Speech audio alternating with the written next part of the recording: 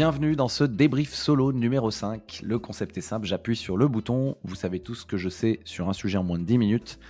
Et pour ceux qui ne me connaissent pas, moi c'est Mathieu Bernard, je suis créateur de ce podcast, Bonne Réputation. Je suis aussi coach en personal branding pour entrepreneurs et dirigeants, j'en ai accompagné une cinquantaine. J'interviewe aussi beaucoup d'influenceurs dans ce podcast, en tout cas de créateurs de contenu. Et en fait, je remarque que tout le monde a les mêmes problèmes. Je passe ma vie à me répéter dans mes coachings. L'idée ici, c'est de vous partager de manière concrète et efficace ce que je répète tous les jours. Donc c'est parti pour un débrief sur un gros sujet, celui de vendre sur LinkedIn. Alors personnellement, à titre d'exemple, moi je fais 2 à 3 posts par semaine. J'ai en moyenne 2 à 3 leads qualifiés par semaine via LinkedIn. Donc c'est un vrai canal d'acquisition pour moi. J'ai un client qui avait, moi j'ai environ à l'heure où j'enregistre cet épisode 18 000 abonnés, donc déjà une audience qualifiée qui est intéressante. Un client que j'ai accompagné qui avait 70 000 abonnés était venu me voir en me disant bah, Mathieu, ça fait 4 ans que je suis sur LinkedIn, j'ai 70 000 abonnés mais j'ai jamais rien vendu. Bon, on a appuyé sur 2-3 leviers intéressants et qui lui ont permis de faire 700 000 euros de chiffre d'affaires en 3 mois d'accompagnement. Donc tout ça pour vous dire que la vente sur LinkedIn, ça dépend pas que des likes, pas que des abonnés, ça dépend de plein de paramètres. Et donc la promesse de cet épisode, c'est que je vais vous expliquer comment arriver à générer des opportunités avec vos contenus LinkedIn. On va rester sur les fondamentaux et on va voir qu'il y a 2-3 pièges. Ce dont on va parler. 1, le fait de penser sa page de profil comme une étape clé d'un parcours. 2, établir une stratégie de contenu pensée par objectif et pas seulement par thématique. 3, penser audience avant de penser cible. 4, le piège du tofu, mofu, bofu. On expliquera ce que c'est pour ceux qui ne connaissent pas.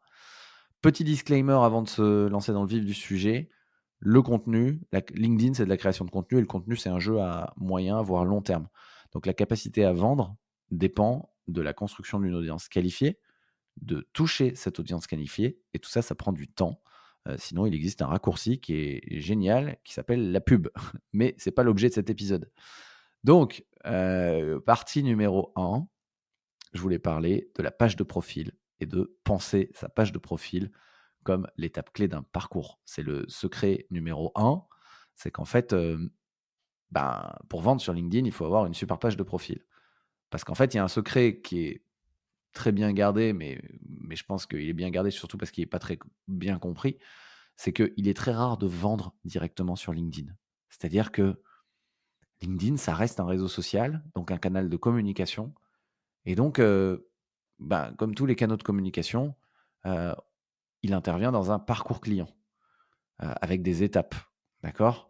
Et donc, ce qui va souvent se passer, il faut bien se dire, hein, c'est que quand quelqu'un arrive sur LinkedIn, il scrolle sur LinkedIn, il va tomber sur, un bon post.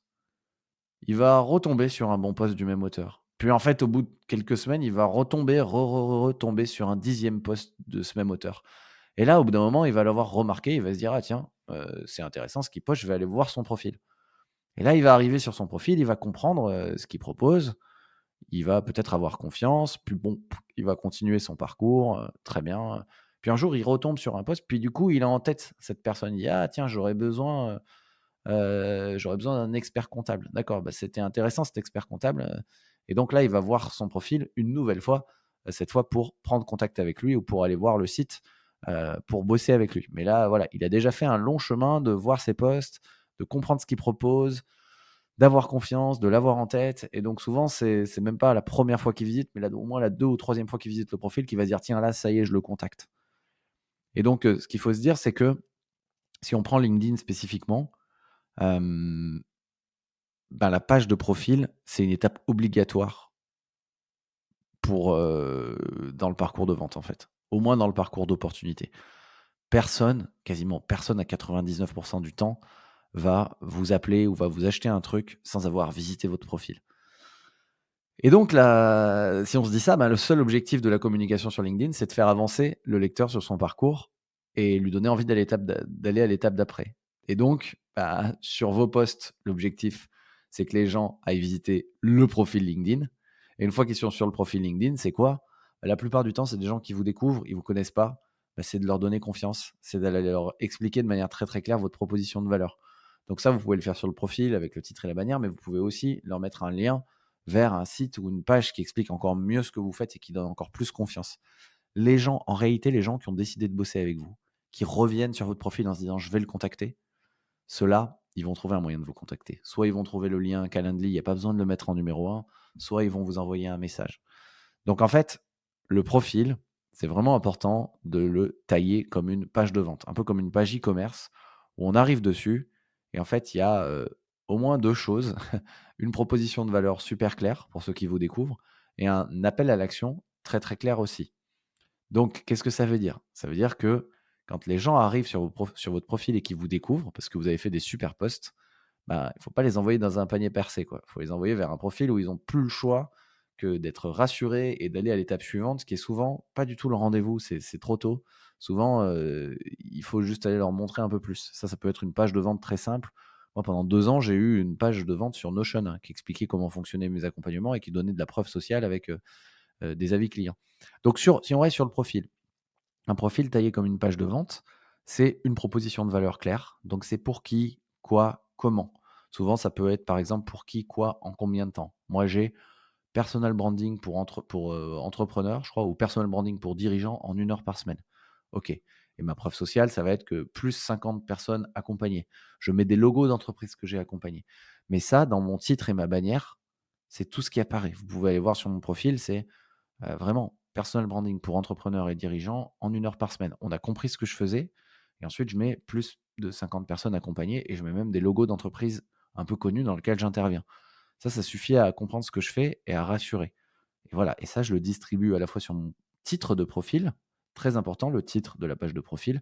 Et on peut le découper en 3 parties, hein, je me positionne, qui vous êtes, coach, dirigeant, et cetera. Votre proposition de valeur, parce que votre entreprise, potentiellement, peut-être que les gens ne savent pas, qu'est-ce que vous faites. Donc moi, je suis indépendant, donc j'ai tout de suite attaqué par, personal branding pour dirigeants en 1 heure par semaine. Quelqu'un qui est dirigeant d'un cabinet, d'expertise comptable, ça peut être, associé, j'ai accompagné des gens chez Number, expert comptable et associé chez Number Lille, expertise comptable pour indépendants, plus de 2 000 indépendants accompagnés. On peut découper en 3 parties, souvent ça marche bien. Je me positionne avec mon statut, au moins on comprend qui je suis et la boîte dans laquelle je suis, la proposition de valeur et puis toujours une preuve sociale à la fin. Et là, on a normalement le pour qui, quoi, en combien de temps et ça, on peut le répéter sur la bannière ou juste l'écrire d'une manière différente. Mais la bannière, elle sert vraiment à venir répéter la proposition de valeur, permettre de mieux la comprendre, la détailler, la préciser et à donner confiance aussi. J'ai parlé de preuve sociale.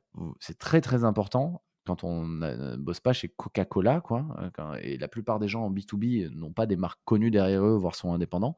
Très important de mettre de la preuve sociale chiffrée si possible. Ça peut être un résultat moyen obtenu avec des clients, un nombre d'années d'expérience, un nombre de produits vendus, des diplômes ou qualifications, nommer des clients connus ou montrer leur logo, un nombre d'employés, un nombre, si votre objectif c'est employés de vocatif, enfin ou le recrutement, un nombre de clients, des passages presse, un CA réalisé, des prix reçus. Donc voilà, ça c'est vraiment, la preuve sociale qui accompagne la proposition de valeur. Ensuite, vous devez choisir un appel à l'action clair et sur le profil, vous avez plein d'endroits où le mettre. D'abord, qu'est-ce que c'est l'appel à l'action? C'est le lien vers l'étape d'après. Où est-ce que le prospect doit aller? Ce truc-là, ça peut être un lien d'inscription à votre newsletter, un lien vers votre site web, un lien de téléchargement d'un livre blanc, un lien vers un template, un lien vers un formulaire à remplir, un lien vers un agenda en ligne ou un rendez-vous. Je trouve que c'est souvent un peu abrupt, mais ça peut être ça. En tout cas, ensuite, une fois que vous l'avez choisi, c'est bien d'en choisir un principal et de le distribuer à tous les étages du profil. Vous pouvez le mettre en haut du profil. Vous pouvez le mettre dans une section qui s'appelle Ma sélection, qui est fait pour mettre un lien. Vous avez une section qui s'appelle Service, que tout le monde peut ajouter aussi, qui est faite pour décrire votre service et mettre un lien. Vous pouvez remettre ce lien-là à l'intérieur de votre expérience. Vous allez dans Expérience, Modifier mon expérience, tout en bas, vous allez pouvoir ajouter un lien et le mettre. En fait, le fait d'avoir ce lien à tous les étages, c'est un peu comme une page de vente. Les gens, ils lisent jamais la page de haut en bas, de gauche à droite, et donc partout où ils vont, ils ont ce lien, ils n'ont pas le choix, c'est l'étape suivante. Donc voilà comment on pense son profil comme une étape clé d'un parcours. Au moins, après, on est sûr que sur, toutes les coms que vous faites, les gens, quand ils vont passer sur ce profil, ils vont, pas bugger, quoi. Ils vont être rassurés, ils vont savoir où aller. Ensuite, un deuxième truc pour vendre, bah, j'ai parlé de la page de profil, là, on est verrouillé là-dessus. C'est penser sa stratégie, de contenu par objectif et pas seulement par thématique. Et donc, il va falloir, distribuer, ces posts en types de posts qui ont des objectifs différents. Moi, j'aime bien avoir un objectif d'avoir certains posts qui font de l'inspiration et du storytelling. Ça fait de la visibilité, ça me permet de me connecter à mon audience. Là, c'est des posts plus sur moi, j'en fais rarement, mais qui peuvent générer de la visibilité et de l'engagement et qui me permettent de poser mon personnage et notamment ses valeurs. Donc, j'ai fait un post sur mon parcours, par exemple, quand j'ai quitté mon CDI, chez LVMH à 70K en 2018, je faisais partie de ces égarés avec une situation parfaite sur le papier. On n'aime pas, c'est un post storytelling, ça peut être, quelqu'un qui a fait, qui a tout quitté pour redémarrer de zéro, et cetera. Souvent, les posts storytelling, ils appellent un peu de pathos, un peu d'émotion et ceux-là, ils ont aucun autre, rôle que vous faire connaître à travers vos valeurs. Donc c'est important que dans le storytelling, vous mettiez en avant les valeurs qui sont importantes pour vous. Ensuite, un peu plus bas, les 2e types de posts, c'est les retours d'expérience utiles. Vous faites des retours d'expérience, vous êtes explorateur, vous apprenez des choses. C'est bien de les faire en mode concret. Moi, par exemple, je peux faire, ma newsletter a stagné pendant 12 mois à cause de 3 erreurs. Depuis que je les ai résolues, elle a fait plus 30 par mois et j'explique, les erreurs que je faisais sur ma newsletter. Je viens de passer 1000 heures de coaching en personal branding, 14 apprentissages surprenants. Donc là, je débriefe aussi ce que j'ai appris. Les meilleures décisions que j'ai prises en 2024 ont été de réinvestir 20% de mon chiffre d'affaires sur. Et là, je peux faire des retours d'expérience utiles. C'est pas encore très expert. Ça en dit sur ma personne. On se connecte à nouveau au niveau des valeurs, mais sur des éléments plus concrets. C'est important aussi, ceux-là, ils font de la visibilité aussi. Ensuite, il y a de l'expertise accessible. Là, on fait moins de la visibilité, on fait vraiment de l'autorité, où là, j'essaie de donner de l'expertise, mais à travers des exemples très accessibles. Je dis par exemple, j'ai eu la chance de manger chez Anne-Sophie Pic, j'ai observé 5 règles que les indépendants devraient appliquer au restaurant 3 étoiles. J'apporte beaucoup de valeur par un exemple très, très concret. Pour, construire une autorité sur un sujet en 12 mois, il y a pas de recette magique, mais la stratégie brise-glace fonctionne à tous les coups. Donc je donne une stratégie. Je peux dire aussi, j'avais fait un post sur le monopole personnel. David Beckham, est encore connu à 50 ans. J'ai plus exactement mon accroche, mais s'il est encore connu, c'est qu'il a utilisé, un truc à la portée de tous et en fait, j'explique le monopole personnel avec David Beckham. Donc ça, c'est de l'expertise accessible. Ça peut faire un peu pas mal de vues, mais moins, mais surtout pas mal d'autorité parce que je parle aux gens avec des exemples qu'ils connaissent. Les derniers posts qui font plus c'est de la preuve sociale ou de la vente, où là, c'est plus niché. Ça peut être par exemple, une cliente dirigeante, plus de 250 salariés, pensait n'avoir rien d'intéressant à dire. On a stabilisé, ses vues à 200 000 impressions, mensuelles avec 3 axes dans ses posts. Et là, j'explique les 3 axes que j'ai travaillé avec ma cliente, avec en plus où je montre son résultat, c'est-à-dire ces 200 000 vues mensuelles. Donc j'ai de la preuve sociale et je dis que j'accompagnais une cliente de 255 salariés, hein, ce qui est vrai. Et donc là, c'est de la preuve sociale qui me permet de vendre parce que je montre des résultats clients. Donc là, voilà, il y a des posts inspiration storytelling, des posts retour d'expérience utiles qui ne sont pas forcément sur mon expertise, mais qui sont des retours d'expérience plus larges de moi en tant qu'entrepreneur. Il y a de l'expertise accessible et il y a vraiment des posts preuve sociale, vente. Là, je veux que les gens, je parle de mes résultats et je veux que ça vende. Ça, c'est la pensée par objectif, au niveau des posts. Vous voyez que là, j'ai pas raisonné par thématique. Ça marche très, très bien, de sortir un peu de la logique, thématique sur quoi je poste, sur quel sujet je poste. Ensuite, avant-dernier tips, c'est important de penser audience avant de penser cible. Moi, il y a beaucoup de gens qui me disent: «Oui, mais c'est toujours les mêmes qui like mes posts et c'est pas les gens de ma cible». C'est normal. En fait, votre cible, c'est les 1 de gens qui vont vous acheter à l'intérieur de votre audience. Mais donc, la plupart des gens que vous allez voir, ça va être plutôt votre audience, c'est-à-dire des gens qui vous achèteront jamais rien. Mais c'est important que ces gens vous soutiennent et vous donnent de la visibilité, pardon, auprès de votre cible. C'est un peu dur à conceptualiser, mais c'est important de parler à votre audience, c'est-à-dire des gens qui sont potentiellement des pairs, des concurrents, des anciens amis, des anciens collègues, des gens qui vont vous soutenir parce qu'ils partagent vos valeurs.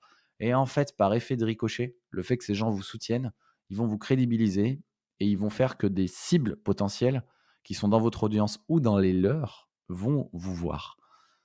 Sur 2 ans à faire du LinkedIn en indépendant et à faire de LinkedIn mon canal d'acquisition, franchement, 100% des gens qui me contactent en mode c'est des leads et je les transforme en clients, je les ai jamais vus dans mes posts. Je les ai jamais vus liker ou commenter mes posts. En fait, la plupart, ils me disent moi, je t'ai vu depuis longtemps, je te suis depuis longtemps, mais moi, je les ai pas vus. Donc voilà, il y a vraiment une différence entre audience et cible. Souvent, vos cibles, ils vont pas forcément être visibles. Et donc, c'est OK. Il faut avancer en se disant est-ce que mon audience, les gens qui me suivent, sont des personnes qui partagent mes valeurs et est-ce que potentiellement, dans leur audience à eux, ils ont des gens qui sont dans ma cible? Si la réponse est oui, vous pouvez foncer. Et donc, ne pas faire que des posts que experts qui parlent à votre cible, c'est important. Dernier tips, dernière partie, j'ai parlé du tofu, mofu, bofu.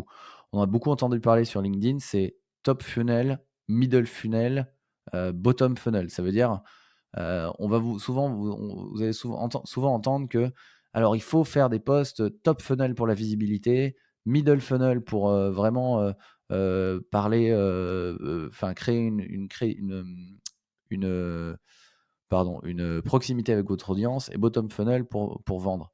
Oui et non. C'est-à-dire que c'est bien de penser comme ça, mais en fait, vous savez jamais quel post va être top funnel. En réalité, oui, les posts top funnel qui font beaucoup de visibilité, souvent, c'est des posts qui adressent un sujet plus large, mais c'est pas tout le temps vrai. Bottom funnel, ça va être des posts que tous vos pairs ou votre audience, j'en parlais juste avant, peuvent comprendre. Super. Bottom funnel, c'est vraiment des posts adressés à votre cible.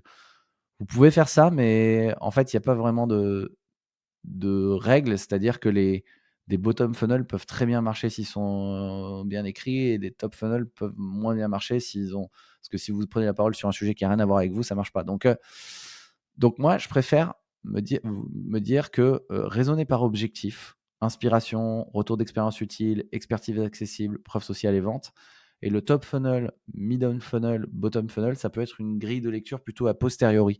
C'est-à-dire a posteriori, vous vous dites: «Tiens, est-ce que je m'adresse qu'à ma cible?» Je fais des posts très bottom et donc il y a pas beaucoup de likes et donc c'est dangereux parce qu'il faut que vous vous fassiez découvrir. Est-ce que je suis très middle funnel? Je parle que à mon audience, je joue vraiment le jeu social, de LinkedIn, et donc c'est pas bon, il faut que je fasse des posts un peu plus experts et puis d'autres aussi qui parlent à d'autres gens. Ou est-ce que je fais du top funnel, c'est-à-dire des posts un peu en mode inspirationnel ou sinon, je rebondis sur l'actu, ça fait plein de likes mais en fait, raconter, une histoire d'un chat qu'on pensait perdu et retrouvé, ça peut faire des likes, ça peut émouvoir du monde, mais ça ramène pas beaucoup de clients. Donc ça, faut plus se le mettre en prisme a posteriori. Top funnel, est-ce que je fais beaucoup de posts, qui parlent à tout le monde?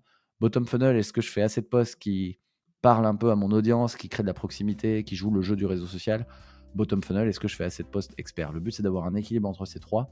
Souvent, on le trouve a posteriori en grille de lecture, mais ça peut pas être une stratégie a priori pour moi. C'est le meilleur moyen de se planter et de brider en plus votre créativité. Donc voilà, on a parlé de faire du profil LinkedIn une étape clé d'un parcours. C'est une page de vente, le profil, et donc c'est très très important. Établir la stratégie de contenu pensée par objectif, pas seulement par thématique.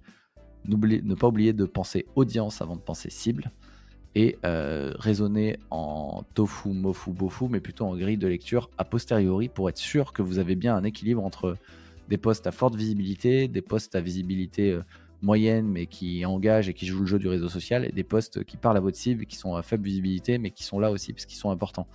C'est tout pour ce débrief, j'espère que ça vous a aidé. Ces fondamentaux-là sont très durs à tenir, mais s'ils sont tenus dans le temps, je peux vous garantir que ça marche. C'est mathématique. Et donc, je vous souhaite bon courage là-dessus. Moi, je peux vous répondre à vos questions si vous en avez, bien sûr. Pour avoir ce genre de débrief sous format écrit et intemporel, vous pouvez vous abonner à ma newsletter. C'est 2 fois par mois. Ça s'appelle Le Carnet de Mathieu. Je mets le lien dans la description de l'épisode. Si ça vous a plu, partagez cet épisode à au moins une personne de votre entourage qui est susceptible d'aider. C'est le meilleur moyen pour aider aussi ce podcast. Et moi, mon métier, c'est coach en personal branding pour entrepreneurs et dirigeants. Donc, j'ai accompagné une 50aine d'entrepreneurs à se positionner, créer leur ligne éditoriale, et écrire des posts LinkedIn qui engagent. On accompagne 5 max en même temps. Écrivez-moi sur LinkedIn si ça vous intéresse. Allez, salut!